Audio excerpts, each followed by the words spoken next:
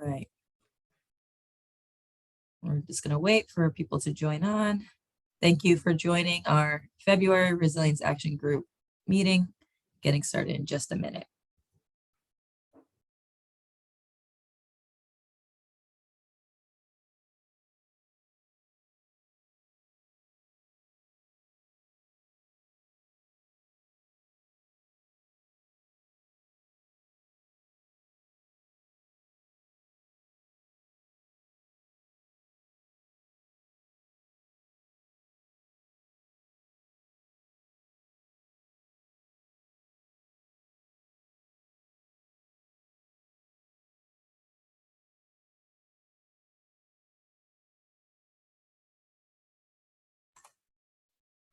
All right, I think we're good to get started. So again, hi everyone. Welcome to City of Miami's Resilience Action Forum. Thank you all for being here today. We do have staff from District 2, Ken Russell's office, and he will be joining us in just a bit. So when he's here, he'll jump on and give some remarks.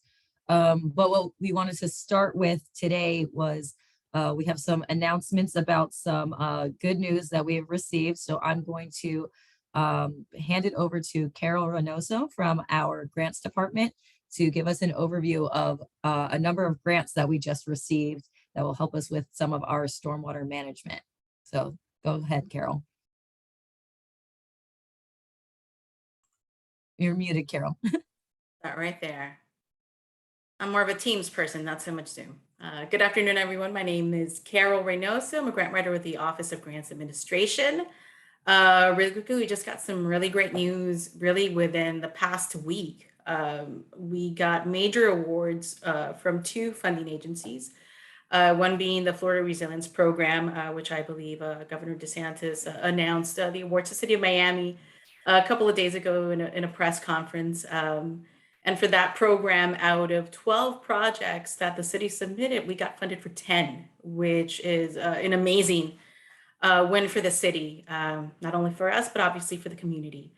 And secondly, we also got about almost $38 million combined for 2 major projects from the Community Development Block Grant, Cdbg, which is focused on flood reduction in low-income neighborhoods. So we got 2 major ones right there as well. I'm going to share the screen for a moment just to show you a spreadsheet so you can sort of see for yourselves the amount of awards we got and kind of the geographic areas where these projects will happen.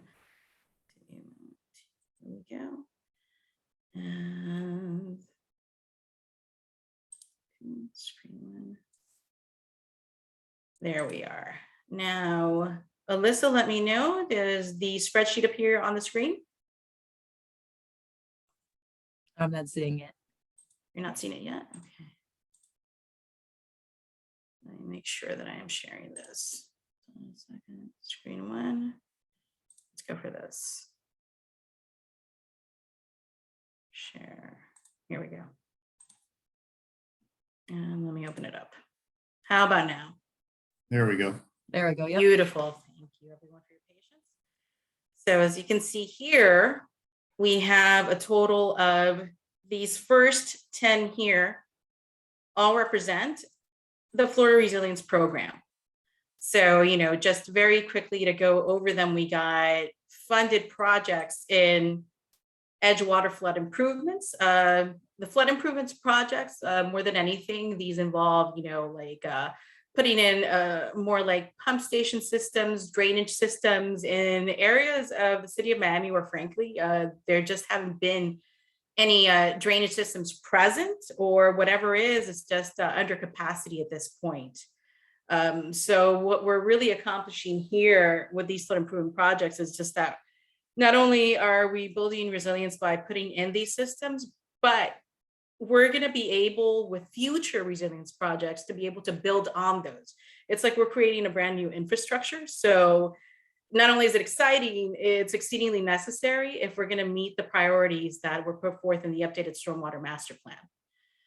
So for Edgewater flood improvements, you know, we got here, this last column symbolizes, you know, what we got funded by each agency. So for this, we got roughly $8,555,000.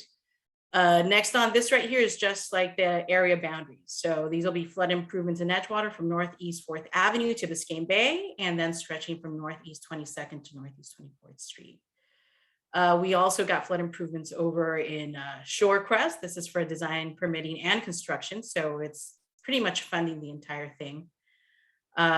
East Flagami flood improvements as well.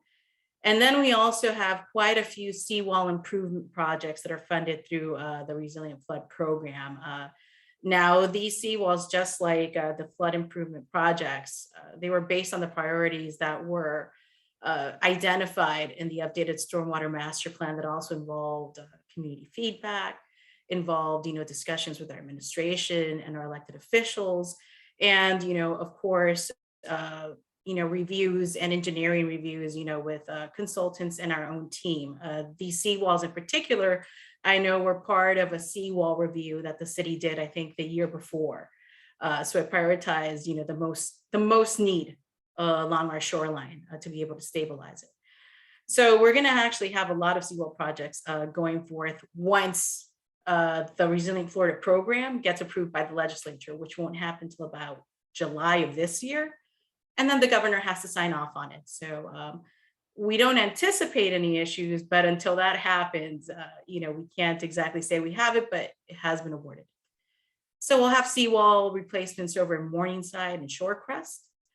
Also along Brickell and Coconut Grove. This actually spans a few canals around there. We're going to have a replacement of 8 seawalls in Edgewater, spanning between Northeast 22nd Street and Northeast 34th along Biscayne Bay.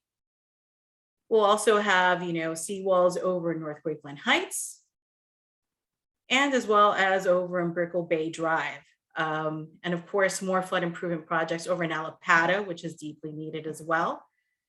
And lastly, we're going to have a citywide, backflow valve, project also that got funded, which also very necessary and very exciting. So that's what we got out of the Resilient Florida program. So that's what's coming up.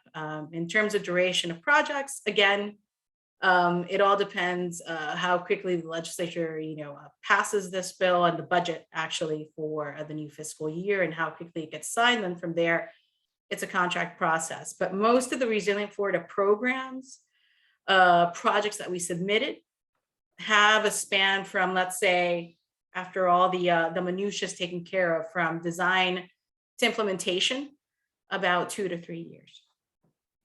And then 2 major awards that we got from the Community Development Block Grants, Cdbg, that's FEMA funded. This in particular, these grants focus in on low-income communities to build up their resilience and more importantly, reduce flooding, and of course, improve quality of life and, economic equity.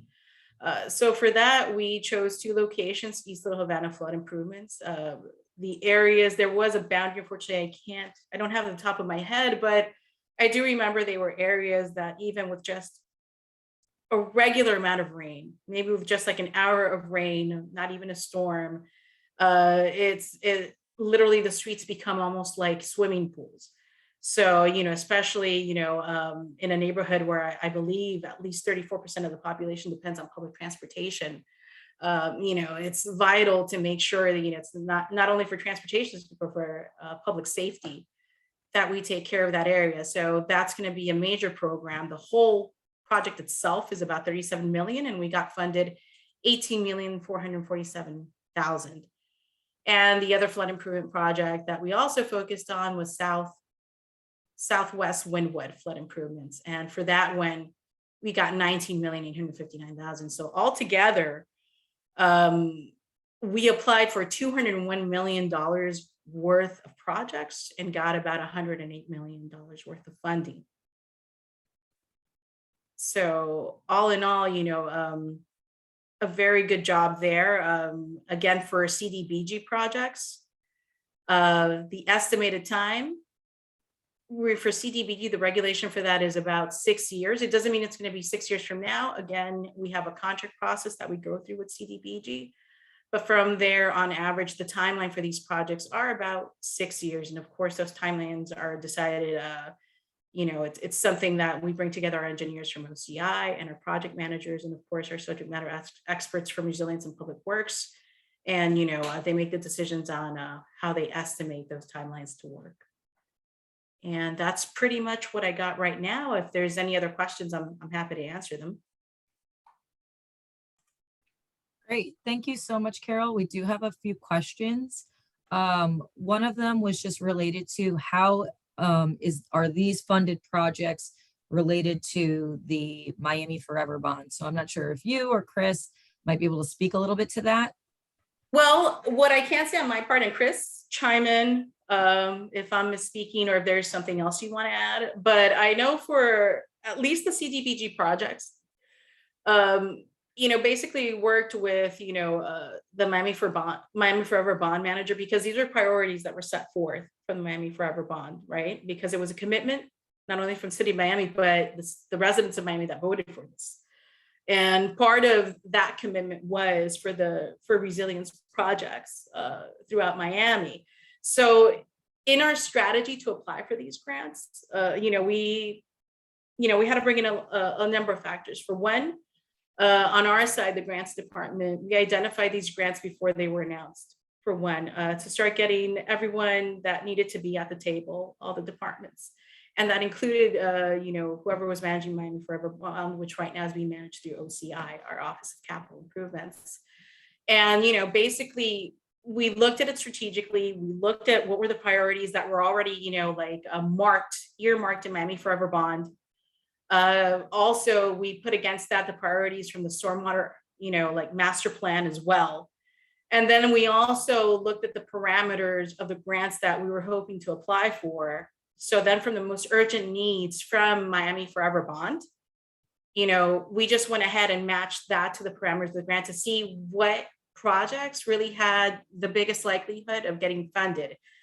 Because that's the thing with what was part of our success, I think this time around. This is probably the most amount of money we've gotten for resilience in quite some time. And that's because we focused on not just throwing spaghetti to the wall. It wasn't just about, let's just apply for these projects and see what happens.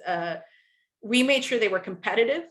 We made sure that we picked the projects that most met the parameters and exceeded parameters if possible.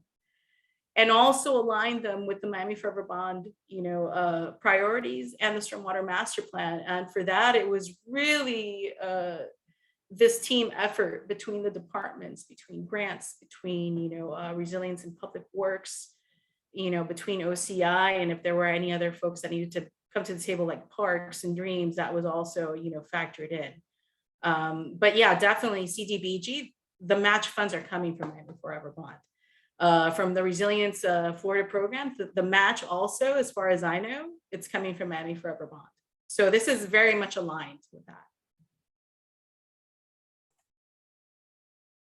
Thank you. All right, we have a hand raised from Baeza. I'm going to allow you to speak now, so go ahead.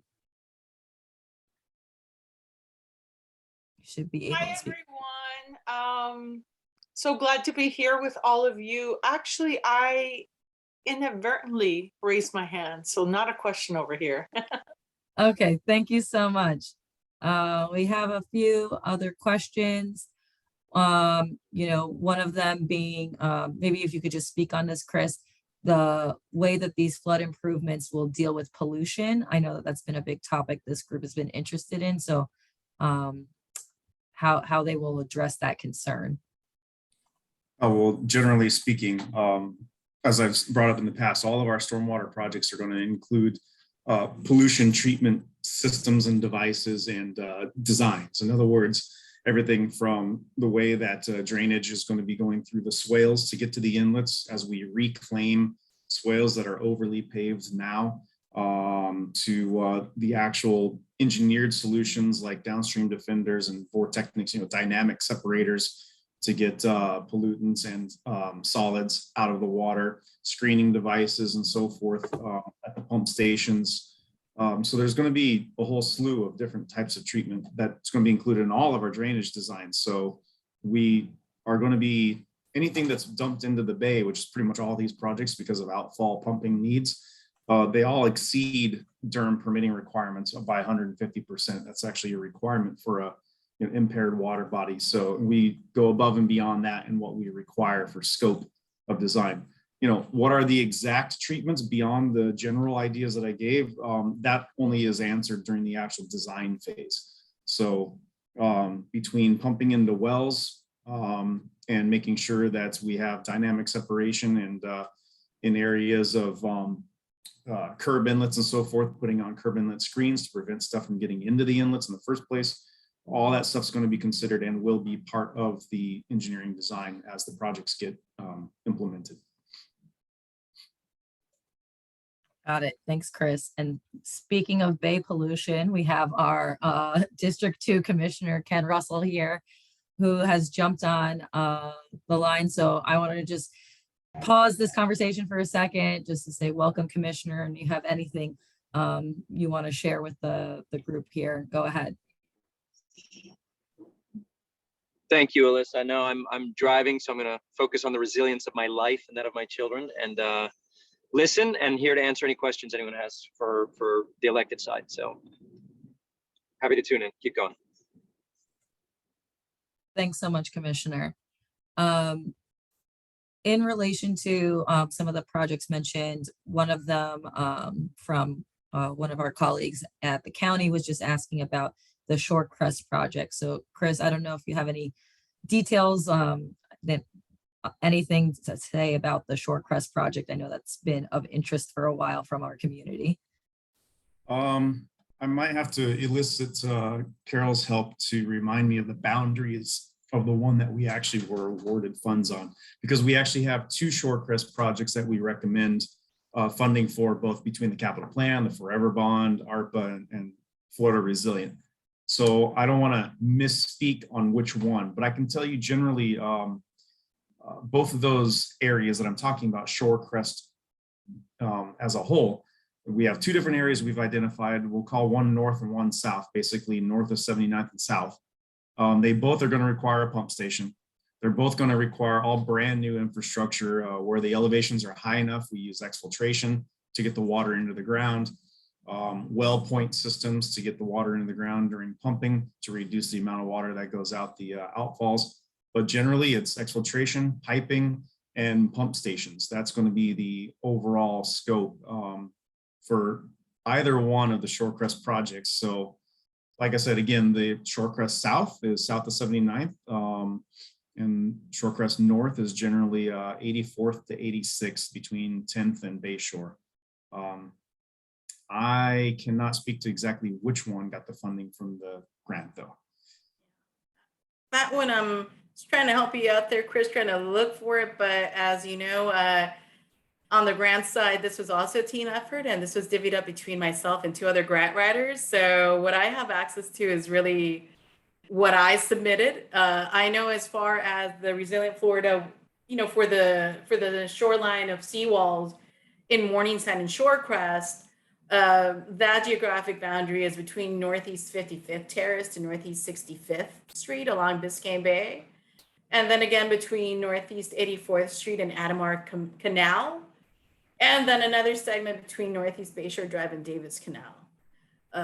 For the other ones, it looks like Caitlin may have been the grant writer. So I would have to go into another database, unfortunately, because she works remotely for us, as a consultant. So I don't have the boundaries she put in the application readily available. My apologies.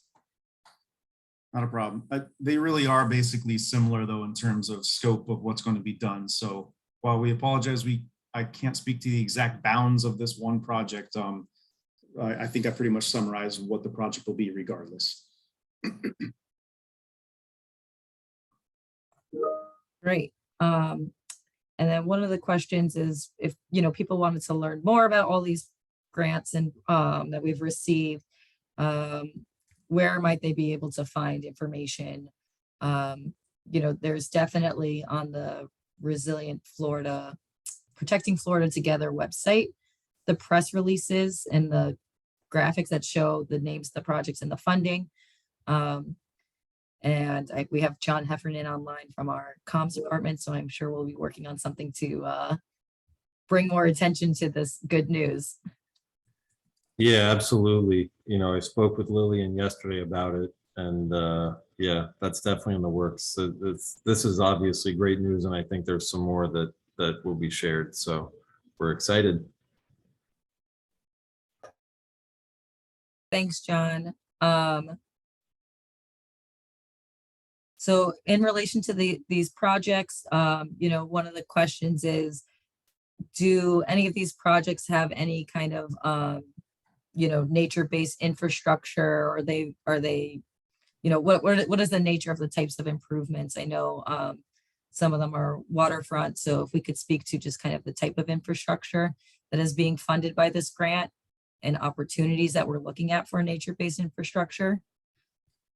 So Yeah, Chris, I'm Yeah. going to hand that one to you for now. yeah, for the most part, I mean, that was part of the grant application. They asked us what quote unquote nature-based improvements would be used. And the problem is a lot of the projects, generally speaking, in the city, you know, we don't have green area to do above ground nature-based solutions, specifically for drawing the water down or filtering it. So again, wherever we can, we reclaim right-of-way in the form of swale reclamation. So if you're above and beyond the city's code for pervious and impervious area in the right-of-way, we're going to be ripping that up, rescarifying the soil so they actually drain, and that will be as far as we can go, quite frankly, for green infrastructure in the right-of-way because of our limited space. There's a lot of talk about rain gardens and bioswales and all that kind of stuff.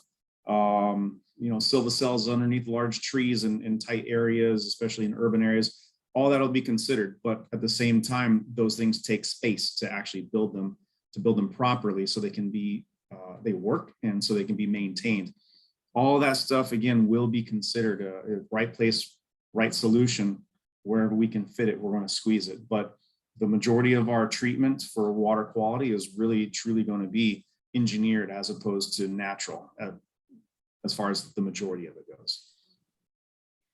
I can add a little bit to that, not in terms of the current projects that were funded, but you know, last year we also got some more funding from Cdbg, and actually it's a big project, the Jose Marti Park, you know, adaptive redesign project, and that one actually is vested in a lot of natural infrastructure. It's meant to have more features that slow and store stormwater as opposed to just pumping. So there is a lot of green gray infrastructure that is in that project, and you know, we're just about to finalize the contract. So you know, it's something that's in the works, and you know, the way we sort of angled that project is that it's meant to be sort of like a toolbox of resilience tools that we hope to be able to replicate throughout the city. So it's almost like, you know, the natural infrastructure features that are going to be there, you know, with strategically placed planters and landscaping, you know, living shorelines, you know, different types of vegetation that will be a part of, you know, not just solely beautification, but also reduction of floodwaters and resilience. That's something that I know the city hopes can be used as a best practices adaptation tool. So, you know, where the city can, you know, it is being, you know, put in that natural infrastructure, I think. Yeah, Jose Marti Park is a good example of a project that's doing a lot. And in the planning phase right now, a project that did get funding now and also in previous grant applications is the Brickell Bay Drive Seawall and Flood Improvements Project. That one, it's in the planning phase, so they're trying to see what they can do in terms of kind of a hybrid green-gray seawall treatment along the bay. But again, in the planning phase, engineering and space allowed will dictate what happens there. But it is being considered, some green-gray water interface on Brickell Bay Drive. And then again, another project that's got some funds on it from outside sources in the past. In the planning phase is the Morningside Park project. I know that's not really being discussed here, but that is another one that's going to have a lot of green infrastructure proposed along the waterfront at the bay too. So again, we really are proposing it everywhere we can, and we'll continue pushing for that as part of our mantra for design. Thanks for that answer. And definitely we have those those couple projects that are going to serve for us as test cases and demonstration projects that people will be able to see and learn, and then we can do better and do more as we can. Somebody had asked Chris, what does rescarcifying mean? If you could just I just saw that. So scarifying is basically when you take a compacted soil and whatever tool you want, usually an excavator, and you dig down into it in order to loosen up the soils, and so it's no longer compacted. So right now, in some neighborhoods, your swale doesn't drain at all because people parking on it or whatever's been dumped in over time. The certain soils are not very pervious. So the only way to fix that soil and make it drain again is to what's called scarify, or quite frankly, excavate out all the old compacted stuff and put it back in, or put more sandy soils back in place. So then it's got a looser fill and therefore drains. Thank you so much for giving us an engineering lesson. We appreciate it. All right, so we have, if there are any more questions that are related to these grants or any of the stormwater projects that we were just discussing, definitely welcome them now. And then if not, we can definitely talk about other topics that are of interest to the community. So just open discussion. We've answered all the questions.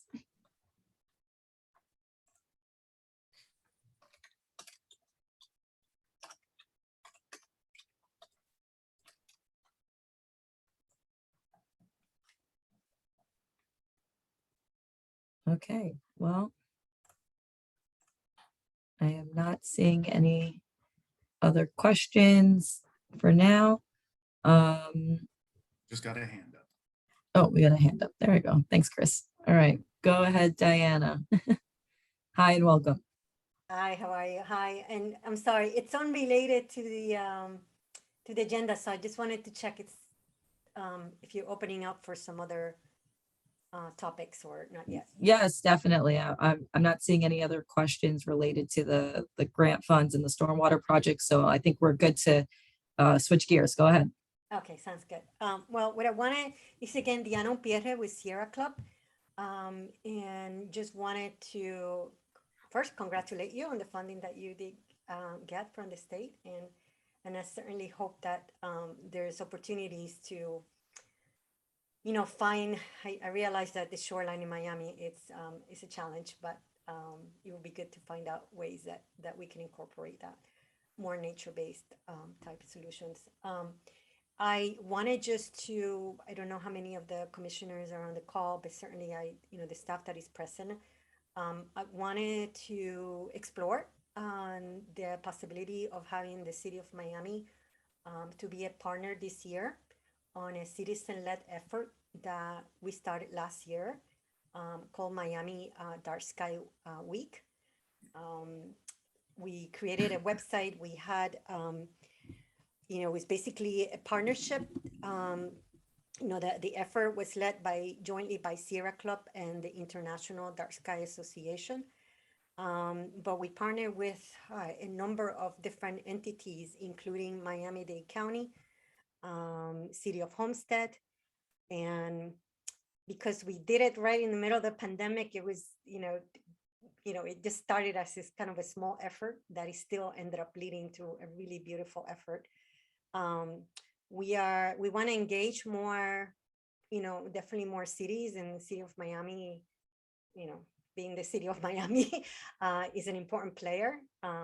If we ever want to, restore some of the natural qualities of the night, and that is important for people and for wildlife. And we're also hoping in April to kind of kick off, a longer term effort that for now we're just calling Everglades Night Sky Initiatives, so that we can involve more, more counties, not just Miami-Dade, to be better stewards of the nocturnal environment. So I will put something on the chat, like particularly the website that we created last year so that you could see a little bit of what we did, and proclamations that were passed by the county commission last year, and an FIU, which was one of the many partners. And I'll be glad to, if the, city staff or the city commission is interested in a citizen presentation to explain what this effort is about and how they could partner, I'll be glad to do that. So that's it. Thank you. I'll respond to Deanna, if that's all right. Sure. Yeah, that's a great initiative. If you want city participation this year, I'm happy to help from my office in District 2. I believe Abigail Mahoney, my chief of staff, may be on here as well, and you can reach out to my email, krussell@miamigov.com. I'll put it in the chat. Okay.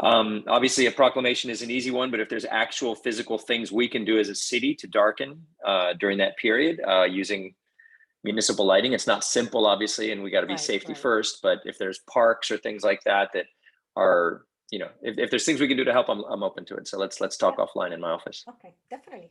Sounds good. Thank you. Thanks. Thanks so much for the proposal, Diana. So a question that might be good for Ken while he's here is in relation to the net metering bill in Tallahassee. I'm not sure if there is anything, from the perspective of your office that you want to say about this. Not yet. I'd have to check with Donnie Wolf to see how it's floating along, and a few of my commissioners are up in Tallahassee this week. So let me check in on that. I don't have a report for you right now from the political side of it. Got it. Thank you. But just to say that, the city staff is aware of it. We're monitoring it and seeing what our part to play is. Okay, and then another question. We have a hand raised from Mihai, so I'm going to go ahead and call on you. Go ahead, Mihai. Hello, can you hear me? Yes, we can. Go ahead. Hello, everybody. Good afternoon. Happy New Year. Welcome to Miami to our new resilience director. I understand she joined us. We have a new resilience director. My name is Mihai Preda, you know me. I am with Path for Future. I taught climate change for many years in college. Commissioner Russell said last time that our job as climate activists is to hold your feet to the fire. So this is what we do. Here we go. We have recently discovered that the climate emergency resolution passed in 2019 is no longer in effect, right? Because this item was enacted as a resolution instead of an ordinance, it is permitted to operate as an expression of opinion. And in the Florida statute, there is a 42-day limit to emergency declarations. Because this has far exceeded the 42-day limit, the emergency declaration is no longer in effect. Number one, were you aware of it? And number two, what do you plan to do about it? Thank you. Thanks, Mihai. So I appreciate you bringing that to our attention. In acknowledgement that those, emergency declarations can be binding, are time limited. When the commission unanimously passed a resolution adopting the greenhouse gas reduction plan, there is language in that resolution that says that it directs the city manager to, quote, consider the carbon neutrality goal and associated actions in updates to land use plans and codes, the annual budget and capital expenditures, utility agreements, and administrative policies. So that is, bringing in that climate emergency language of using, all available resources and really spelling out what that could mean and tying it to our greenhouse gas reduction plan. So there is supportive language unanimously passed by the current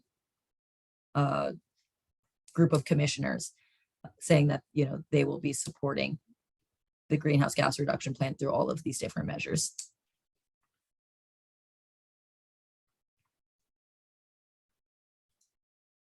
So I'm not sure if there's any other questions to discuss.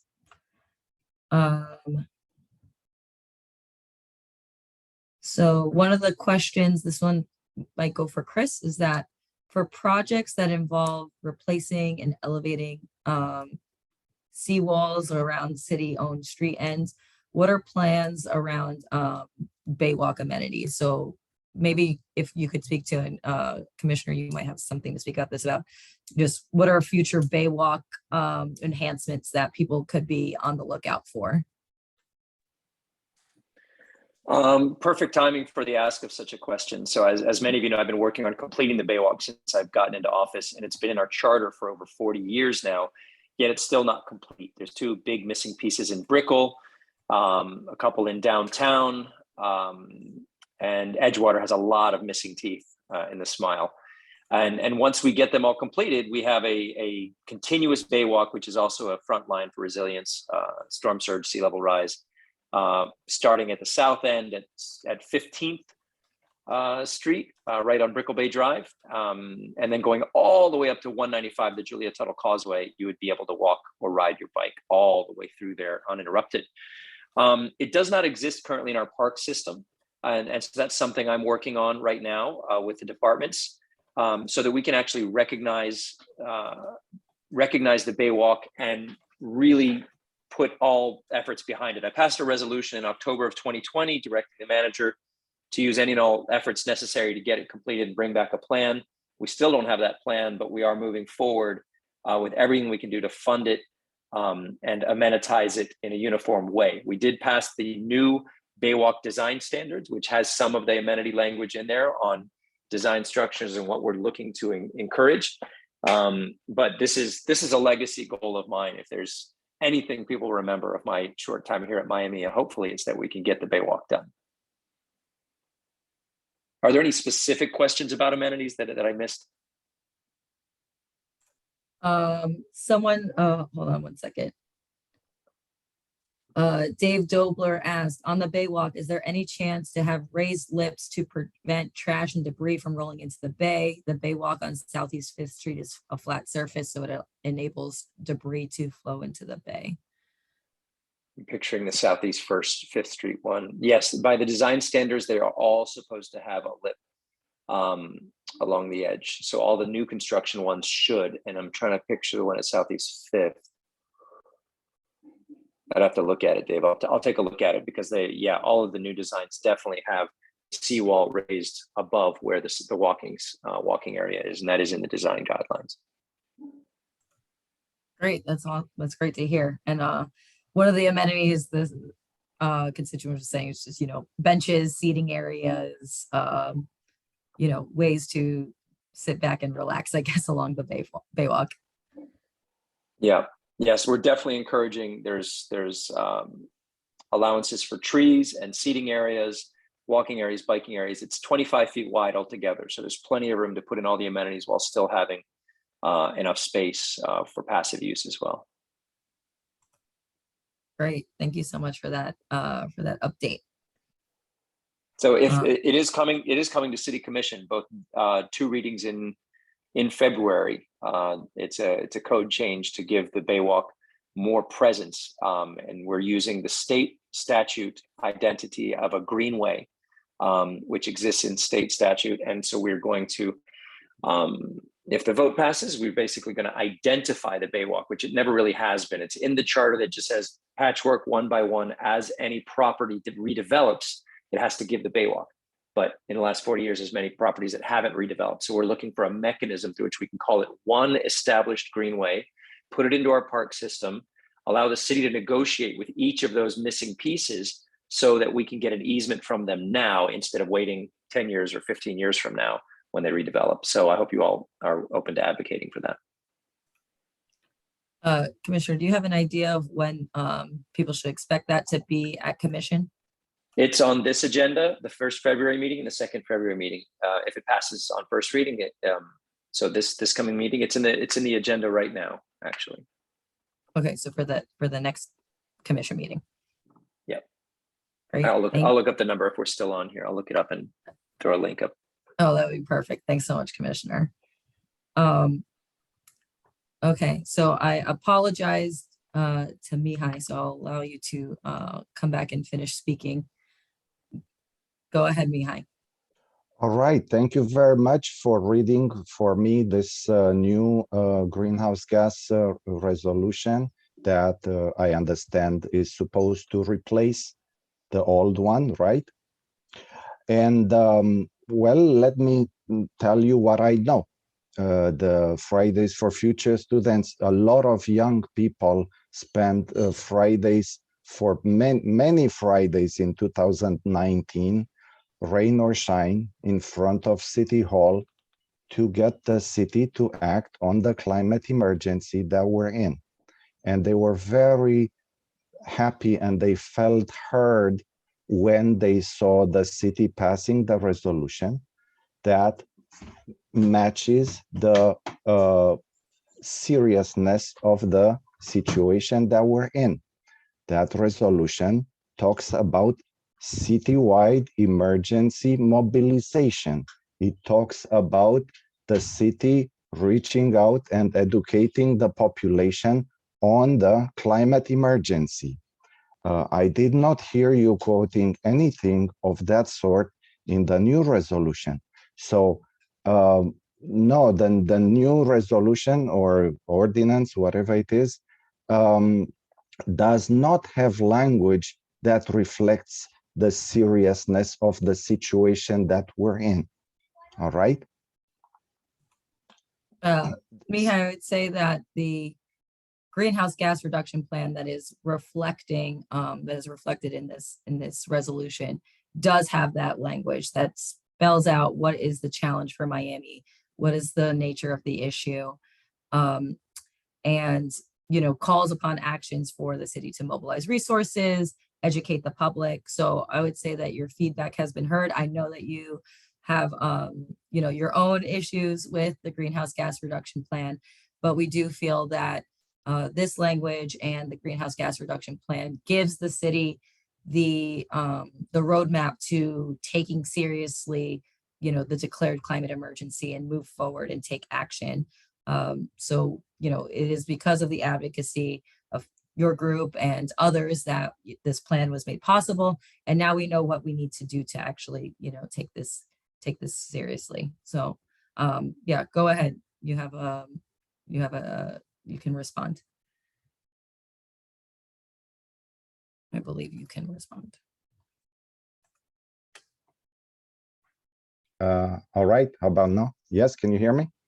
All right, so if I can maybe respond to what you said, that that I have my own issues with the greenhouse gas plan. All right, so I believe what you call my own issue regard all of us, our children, the next generations, and these issues. Look, I'm going to cut and paste in the chat. Right now I see a list of topics that the city has not properly addressed.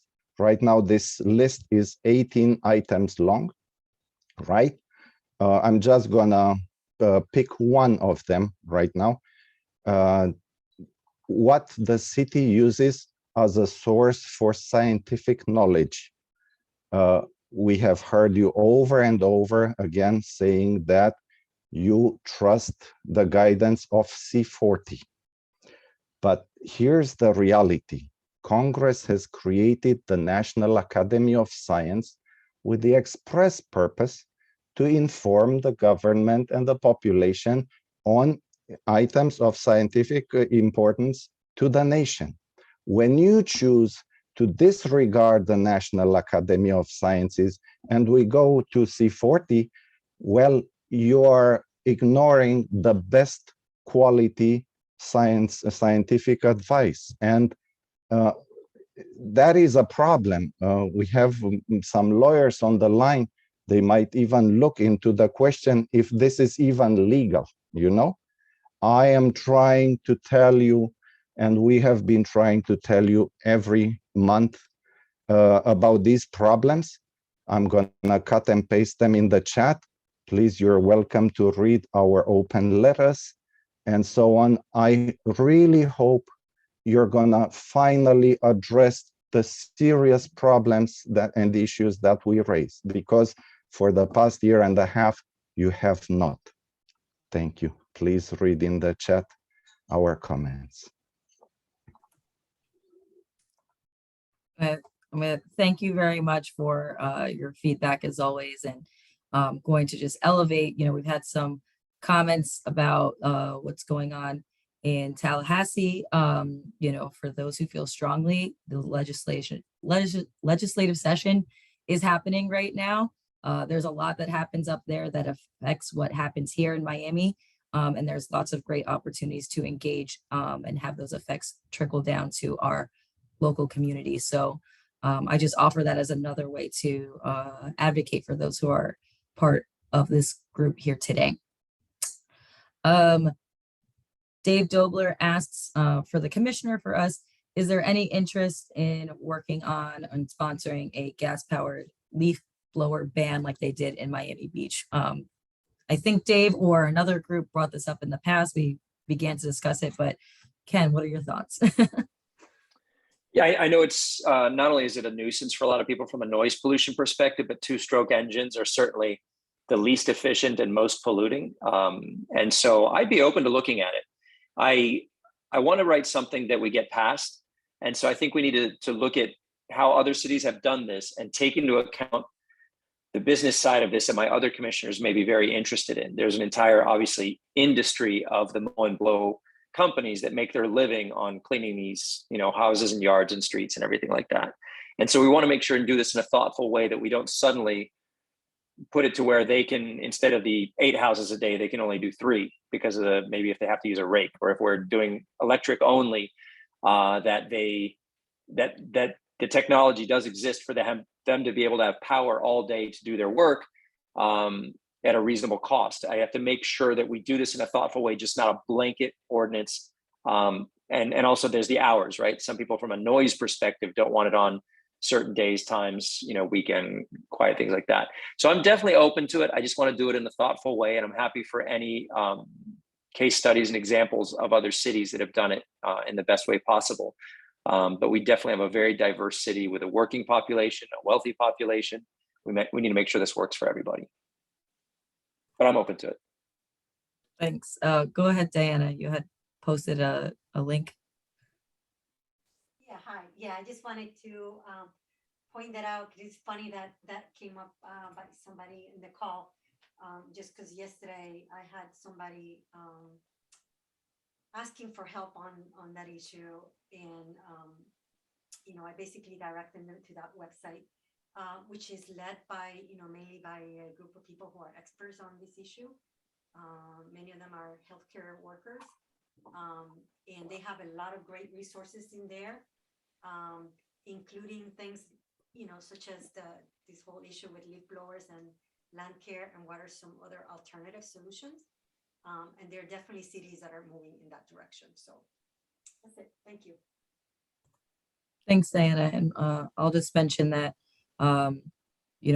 Miami Beach has been working on this for quite a while, and we began to speak with their staff about, what was their process to getting there. They started with piloting it in their municipal operations, and then eventually moving into greater implementation. So, just learning from our neighbors and working together to solve our common issues. All right, go ahead, Clara. Oh, nope, you lowered your hand. All right, so, and somebody else was saying that Boston has been working on it. Yeah, there's a lot of different groups working on this, landscaping, gas landscaping items, regulations, and lots to learn from our peers. So thank you for sharing resources. We will, we're interested in any and all best practices on this.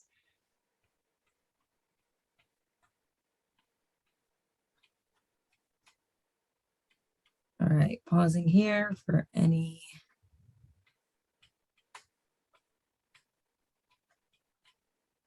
It says Clara's hand is raised. Clara, I'm not seeing your hand raised. If you could. Hold on, I'll go ahead. Oops, that is the wrong person.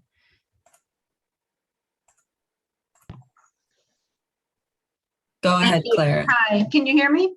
Yes.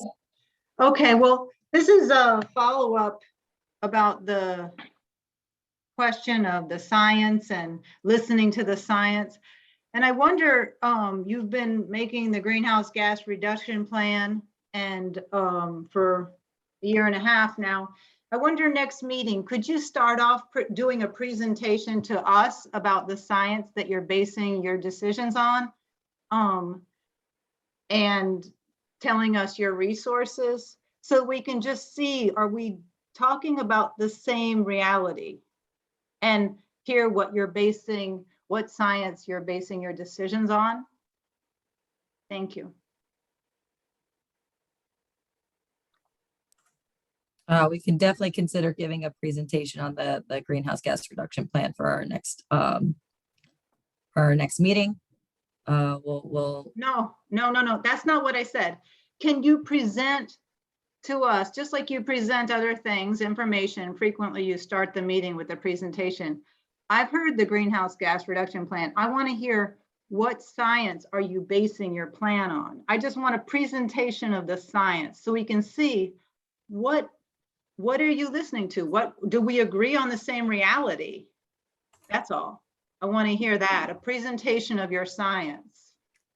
as mentioned in the past, we are aligning ourselves with the global cities race to zero, halving global emissions by 2030, the Paris Climate Accord. So that is the basis for our greenhouse gas reduction plan and the global targets that we are aligning ourselves with.